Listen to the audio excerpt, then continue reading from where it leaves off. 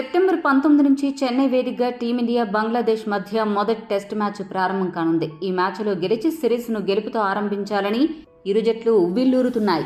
అందుకు తగ్గట్టుగానే ఇరు జట్లు ఇప్పటికే తమ అస్త్ర శస్త్రాలను సిద్ధం చేసుకున్నాయి. ఇక బంగ్లాదేశ్తో జరగబోయే తొలి టెస్ట్ మ్యాచ్కు తుది జట్టు ఎలా ఉండబోతోందనే విషయమై టీమిండియా కెప్టెన్ రోహిత్ శర్మ కొన్ని హింట్స్ ఇచ్చాడు. మ్యాచ్కు ముందు జరిగిన ఫ్రీ మ్యాచ్ కాన్ఫరెన్స్లో పాల్గొన్న రోహిత్ శర్మ కొన్ని కీలక వ్యాఖ్యలు చేశాడు. రోహిత్ మాట్లాడుతూ ఏమన్నాడంటే, మేము చివరిగా ఇంగ్లాండ్తో ఆడిన టెస్ట్ సిరీస్లో చాలా మంది సీనియర్ ఆటగాళ్లు గాయం కారణంగా జట్టుకు దూరంగా ఉన్నారు. ఈ క్రమంలోనే కొత్త ఆటగాళ్లకు అప్పుడు జట్టులో చోటు దక్కింది. అదే సమయంలో యువ క్రికెటర్లు తమకు నచ్చిన అవకాశాలను సద్వినియోగం చేసుకోవడం కూడా గొప్ప విషయం.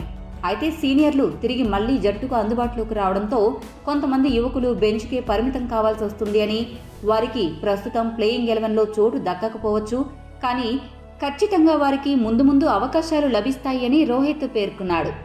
రోహిత్ మాటలను బట్టి చూస్తుంటే రాహుల్, పంత్ వంటి కీలక ఆటగాళ్లు జట్టుకి అందుబాటులో ఉండడంతో యువ ఆటగాళ్లు ధ్రువ్ జురేల్, సర్ఫరాజ్ ఖాన్లకు తుది జట్టులో చోటు దక్కే సూచనలు కనిపించడం లేదు.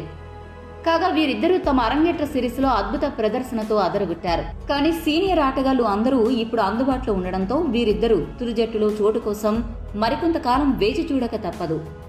ఈ వీడియో మీకు నచ్చితే లైక్, షేర్, కామెంట్ చేయండి. మరిన్ని స్పోర్ట్స్ అప్డేట్స్ కోసం మా ఛానల్ను సబ్స్క్రైబ్ చేసుకోండి.